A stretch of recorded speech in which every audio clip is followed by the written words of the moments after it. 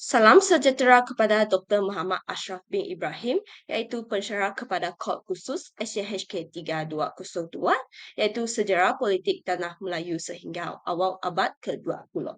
Kumpulan kami terdiri daripada 3 ahli, iaitu Andrew Chomro, saya, Faustina Tang Iwi, dan Muhammad Najib bin Muhammad Nizam.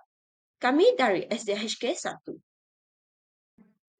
Tajuk yang ingin hari ini kami bentang ialah berkaitan dengan huraian sejarah peluasaan pengaruh British di Tanah Melayu dan tindak balas masyarakat tempatan terhadap penjajahan dalam bentuk video ini.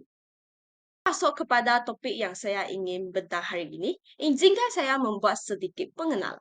Sebelum kedatangan penjajahan di Tanah Melayu, Sultan merupakan golongan pemerintah yang mempunyai kuasa tertinggi dalam sesebuah kerajaan.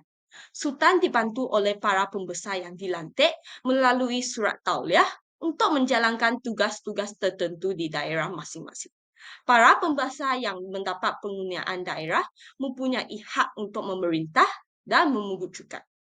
Pembesar mempunyai pengaruh yang kuat dalam kalangan rakyat dengan memiliki kuasa politik, bertanggungjawab dalam adat istiadat, undang-undang, ekonomi, dan ketenteraan sendiri dalam menjalankan tugas mereka. Pengaruh yang dimiliki membantu memudahkan pemungut cukai di kawasan pemakanan mereka. Kawasan pemakanan ini bermaksud kawasan taklukan yang diberikan oleh Sultan kepada pembesar disebabkan oleh jasa yang telah diberikan oleh pembesar tersebut. Tugas umum seseorang pembesar antaranya ialah memelihara keamanan daerah pegangan, bertindak adil kepada rakyat dan memungut cukai. Keberkesanaan para pembesar dalam menjalankan tugas mereka dapat dilihat apabila semakin ramai pengikut pembesar tersebut, semakin tinggi kuasa politik yang dimilikinya. Namun, kedatangan British menjajah Tanah Melayu telah menyebabkan para pembesar mula kehilangan kuasa yang dimiliki. Jadi, sebelum kita pergi dengan lebih mendalam peluasan kuasa British di Tanah Melayu ini, eloklah sekiranya kita faham dan kenali dengan terlebih dahulu faktor-faktor yang mendorong kepada peluasan kuasa British di Tanah Melayu ini. Faktor pertama yang dapat kita lihat adalah daripada aspek ekonomi dan juga perdagangan. Salah satu faktor utama penjajahan British di Tanah Melayu ialah kepentingan mereka dalam menjalankan perdagangan yang menguntungkan. Keuntungan yang mereka peroleh mampu meningkatkan penguasaan mereka di persada dunia dan dalam pada masa yang sama, mereka mampu menyaingi kemajuan dan kelebihan yang dikecapi oleh negara-negara lain.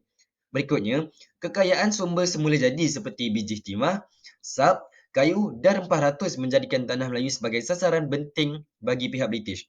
Hal ini dikatakan demikian kerana pada ketika itu, bahan-bahan tersebut amatlah sukar untuk dijumpai dan didapati di kawasan sekitar Asia yang lain jika kita dibandingkan dengan kawasan-kawasan di sekitar Asia Tenggara, terutamanya Tanah Melayu. Dan yang terakhir sekali, British sebagai satu kuasa ekonomi yang besar. Melalui penjajahan ke atas sektor ekonomi di Tanah Melayu, British berpeluang untuk menjadi sebuah kuasa ekonomi yang besar. Kesannya, British mampu memonopoli ekonomi dan aktiviti perdagangan masyarakat serantau. Implikasinya, keuntungan yang besar dan lumayan dapat digapai. Seperti mana yang kita tahu, British amat memerlukan rempah ratus di dalam aktiviti kehidupan seharian mereka. Jadi sekarang saya akan menerangkan sedikit tentang manfaat yang terkandung pada rempah ratus. Rempah ratus berfungsi sebagai pengawet makanan semula jadi. Hal ini kerana di dalam rempah ratus itu sendiri mengandungi dua mikroorganisma utama yang dikenali sebagai antimikroba dan juga antioksidan. Kedua-dua mikroorganisma ini berperanan dalam melambatkan proses kerosakan makanan. Selain itu, tujuan mengawet makanan pula adalah untuk memastikan bekalan makanan yang dibawa berada dalam keadaan baik sepanjang pelayaran. Hal ini kerana kita semua sudah sedia maklum bahawa sesebuah ekspedisi pelayaran itu boleh mengambil masa 6 bulan dan kadang-kala boleh mencapai tempoh sehingga 1 tahun pelayaran. Baiklah, sekarang kita beralih pula kepada faktor geografi dan juga kedudukan yang strategik. Tanah Melayu mempunyai kedudukan geografi yang strategik, iaitu di pintu masuk Selat Melaka, yang merupakan laluan perdagangan yang penting dan utama pada masa itu. Laluan ini juga selamat kerana terlindung daripada sebarang bencana alam seperti ribuan taufan ataupun angin monsun. Bukan itu sahaja, kedudukan geografi ini memudahkan pihak British untuk mengawal laluan perdagangan tersebut. Hal ini memberikan mereka kelebihan dalam aktiviti perdagangan dan juga sekaligus memberi pengaruh terhadap politik di rantau ini sendiri. Dan yang terakhir sekali, barang dagangan dari China mula mendapat permintaan yang tinggi di kawasan Eropah. Jadi, rasionalnya ialah pedagang dari China turut datang berdagang di tanah Melayu. Oleh yang demikian, pihak British mudah untuk mendapatkan barangan-barangan yang dibawa oleh pedagang dari China tanpa perlu berlayar ke negara China itu sendiri.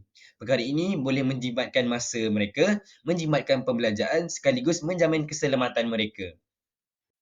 Dan pada bahagian ini, saya telah sertakan peta yang menunjukkan arah laluan kemasukan pedagang yang datangnya daripada negara China, negara Arab dan juga negara India. Kemudiannya, berikut adalah barang dagangan yang dibawa daripada negara India dan juga China. Antaranya ialah seperti tembikar, kain sutera, kapas dan beras. Dan faktor terakhir ialah kekacauan di negeri Melayu. Hal ini kerana berlaku keadaan huru-hara di beberapa buah negeri di tanah Melayu. Contohnya seperti yang berlaku di Perak, Negeri Sembilan dan juga Pahang. Kekacauan ini kadang-kala dicetuskan oleh perebutan kuasa antara beberapa orang pembesar dan ada juga yang dicetuskan oleh pergaduhan antara masyarakat tempatan. Bukan itu sahaja, turut berlakunya beberapa siri peperangan antara kumpulan kongsi gelap pada ketika itu seperti Gihin dan Haisan. Peperangan ini dicetuskan akibat daripada perebutan untuk melakukan aktiviti pelombongan biji timah di negeri Perak.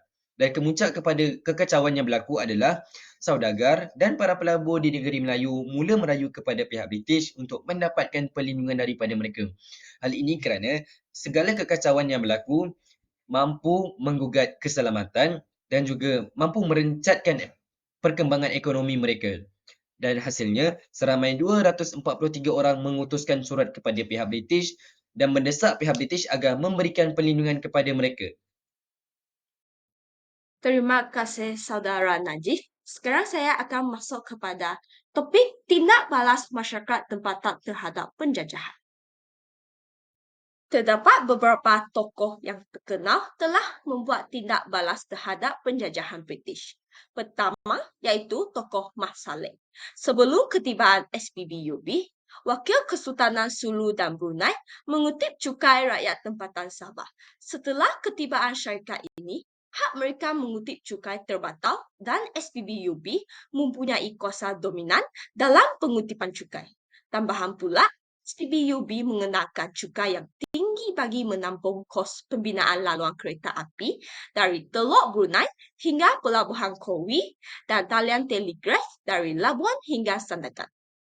Sistem cukai baru yang diperkenalkan ini juga membebankan rakyat Sabah. Salah satunya ialah cukai beras. Cukai beras harus dibayar 5% daripada harga beras. Selain itu, cukai perahu juga dilaksanakan untuk peroleh cukai kepada para penduduk yang mempunyai perahu. Cukai yang diluluskan oleh SPBUB ini amat membebankan rakyat kerana beras dan perahu adalah keperluan asas rakyat untuk mencari rezeki. Adalah tidak wajar jika syarikat asing mengenakan cukai kepada sesuatu yang terang-terangan menjadi keperluan rakyat.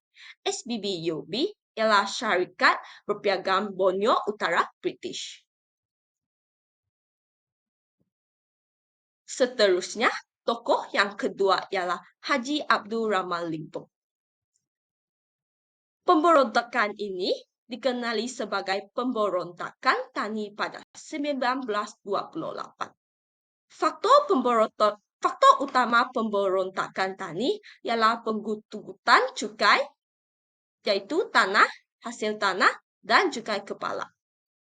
Pemberontakan berlaku pada 21 Mei 1928, serang balai polis dan pejabat daerah di Kuala Berang. Pemberontakan dapat ditumpaskan.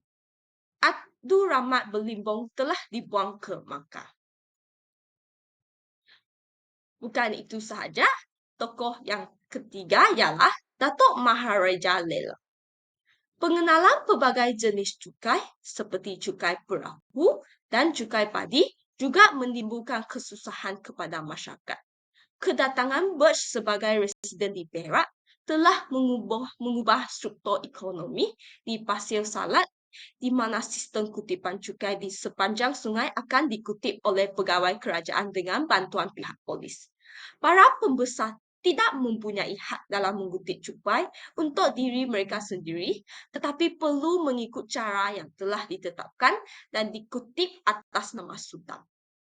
Keadaan ini menggambarkan bahawa tindakan yang dilakukan oleh Bush telah menindakkan kuasa yang dimiliki oleh pembesar dalam menguruskan hal percukaian. Tindakan Bush yang telah menghalang para pembesar untuk mengutip cukai telah menimbulkan kemarahan para pembesar kerana cukai yang diperoleh merupakan hasil pendapatan kepada mereka dan sumber untuk menanggung anak buah mereka. Buktinya, pihak British telah membakar rumah rajangan di Bidor yang berkeras mengutip cukai di kawasan perlombongan. Tindakan British dianggap